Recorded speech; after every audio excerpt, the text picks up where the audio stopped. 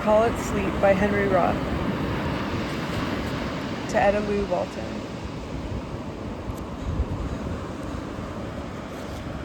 Copyright 1934. Prologue. I pray thee ask no questions, this is that golden land.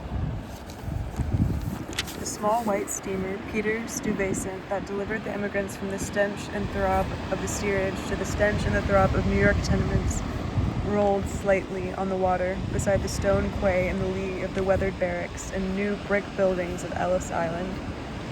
Her skipper was waiting for the last of the officials, laborers, and guards to embark upon her before he cast off and started for Manhattan. Since this was Saturday afternoon and this the last trip she would make for the weekend, those left behind might have to stay over till Monday. Her whistle bellowed its hoarse warning. A few figures in overalls sauntered from the high doors of the immigration quarters and down the gray pavement that led to the dock. It was May of the year 1907, the year that was destined to bring the greatest number of immigrants to the shores of the United States.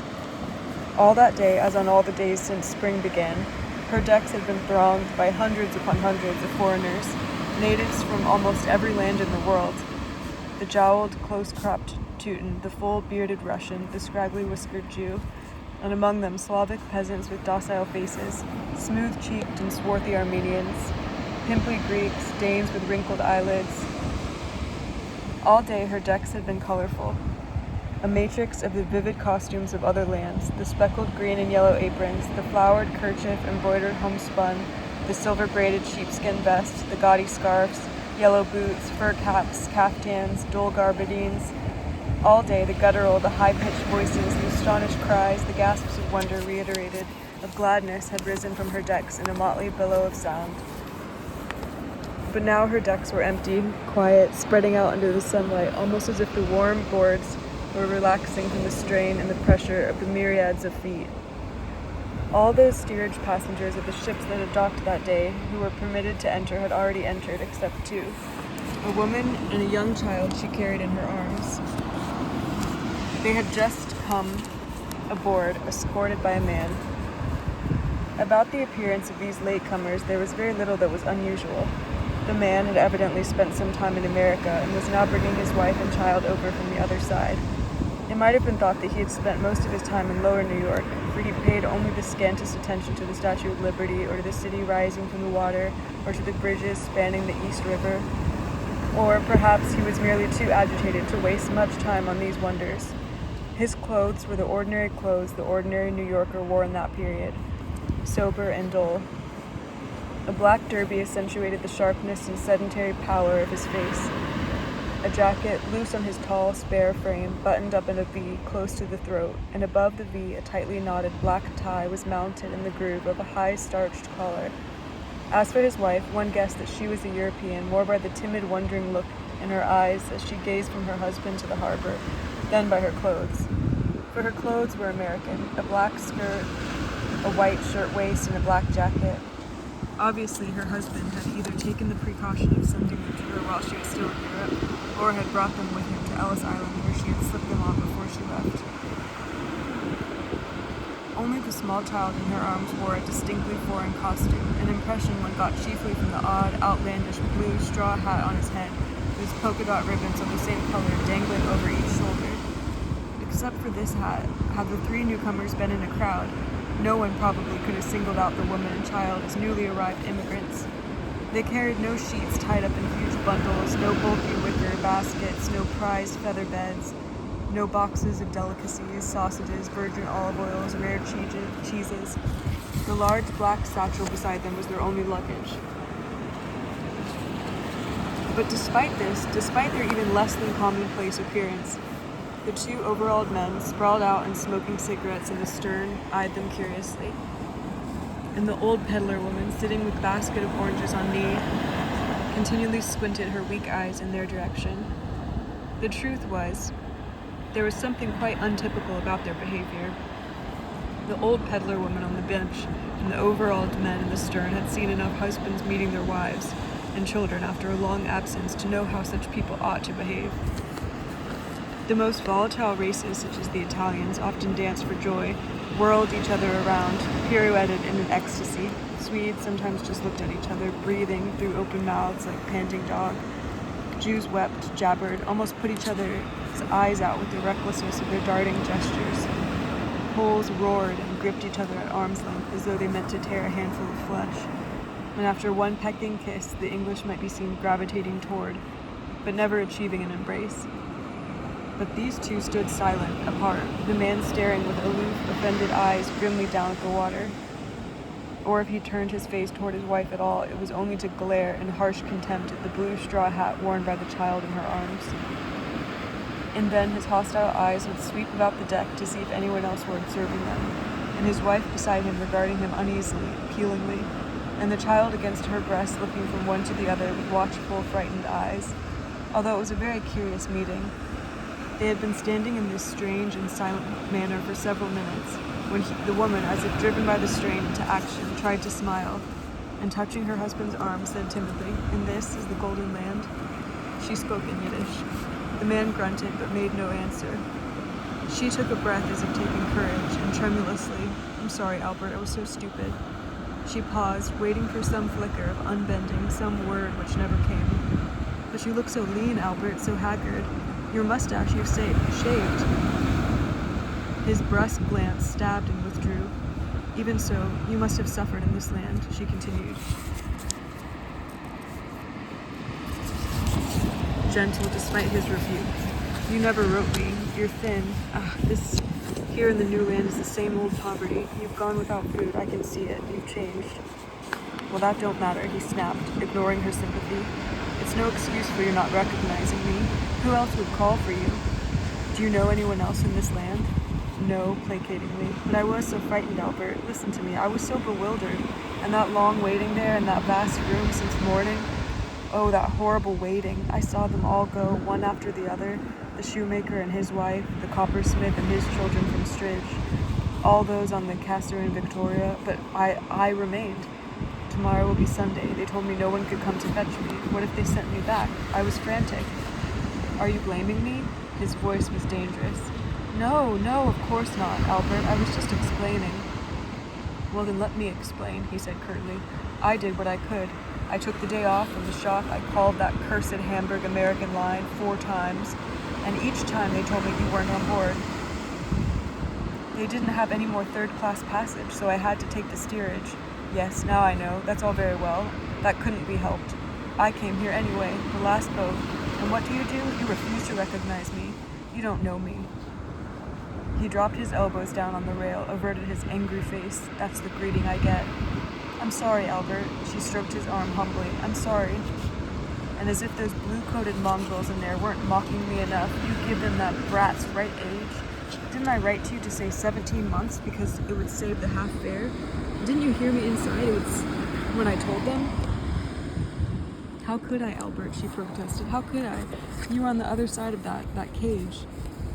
"Well, why didn't you say 17 months anyway? Look."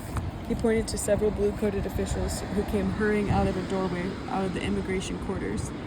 "There they are." An ominous pride dragged at his voice. "He's among them, that one who questioned me so much. I could speak to him if he came up here." "Don't bother with him, Albert," she exclaimed uneasily. "Please, Albert, what have you against him? He couldn't help it. It's his work." "Is it?" His eyes followed with unswerving deliberation the blue coats as they neared the boat. "Well, he didn't have to do it so well." "And after all, I did lie to him, Albert," she said hurriedly, trying to distract him. "The truth is you didn't," he snapped, turning his anger against her. "You made your first lie plain by telling the truth afterward, and made a laughingstock of me. I didn't know what to do." She picked despairingly at the wired girl beneath the rail. "In Hamburg, the doctor laughed at me when I said 17 months. He's so big. He was big when he was born."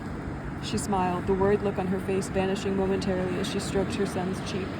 "Won't you speak to your father, David, beloved?" The child merely ducked his head behind his mother. His father stared at him, shifted his gaze and glared down at the officials, and then, as though perplexity had crossed his mind, he frowned absently. "How old did he say he was?" "The doctor? Over 2 years, and as I say, he laughed." "What did he enter?" 17 months, I told you." "Then why didn't you tell them 17? He broke off, shrugged violently. "Bah, you need more strength in this land." He paused, eyed her intently, and then frowned suddenly. Did you bring his birth certificate? Why? She seemed confused. It may be in the trunk, there on the ship. I don't know. Perhaps I left it behind.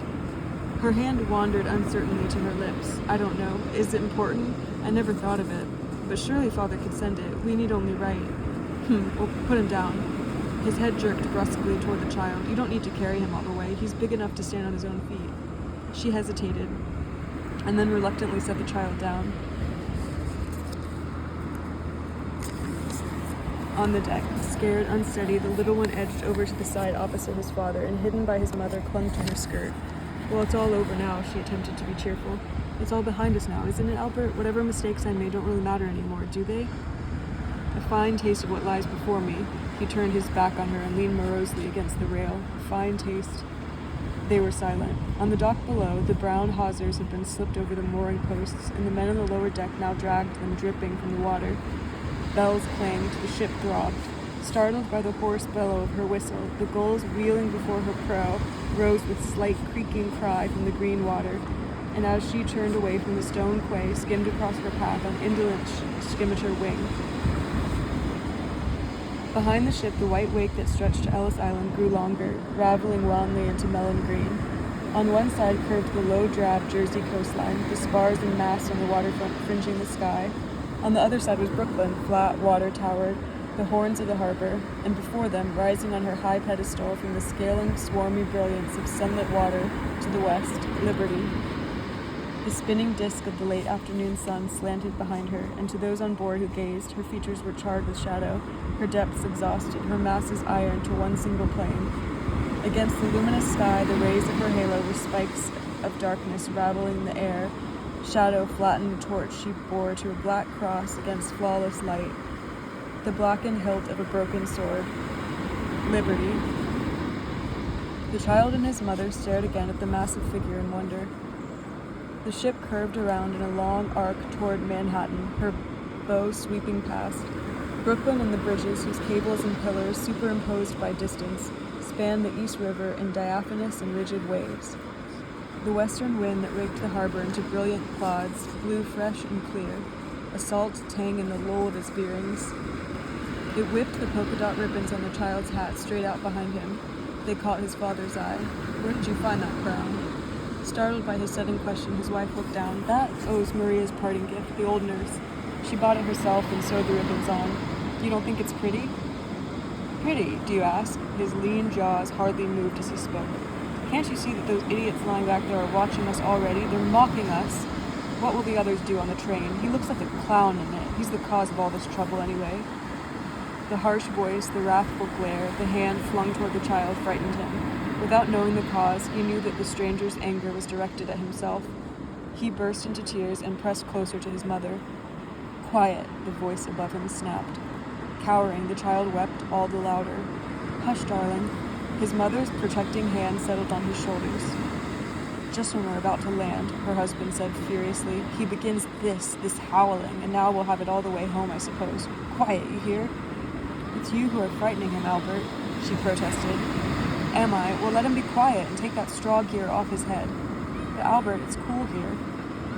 Will you take that off when a snarl choked whatever else he would have uttered. While his wife looked on aghast, his long fingers scooped the hat from the child's head. The next instant it was sailing over the ship's side to the green water below. The overalled men in the stern grinned at each other. The old orange peddler shook his head and clucked. Albert, his wife caught her breath. How could you? I could, he rapped out. You should have left it behind. His teeth clicked and he glared about the deck. She lifted the sobbing child to her breast, pressed him against her. With a vacant, stunned expression, her gaze wandered from the grim, smoldering face of her husband to the stern of the ship. In the silvery green wake that curved trumpet-wise through the water, the blue hat still bobbed and rolled, ribbons stretched out on the waves. Tears sprang to her eyes. She brushed them away quickly, shook her head as if shaking off the memory, and looked toward the bow. Before her, the grimy cupolas and towering square walls of the city loomed up. Above the jagged rooftops, the white smoke, whitened and suffused by the slanting sun, faded into the slots and wedges of the sky. She pressed her brow against her child's, hushed him with whispers. This was that vast, incredible land, the land of freedom, of immense opportunity, that golden land. Again, she tried to smile. Albert, she said timidly. Albert. Gehen wir werden du in New York? Nein, Bronzeville. Ich der schon geschwimmen. She nodded uncertainly, sighed. Screws threshing, backing water, the Peter Stuyvesant neared her dock, drifting slowly and with cancelled momentum as if reluctant.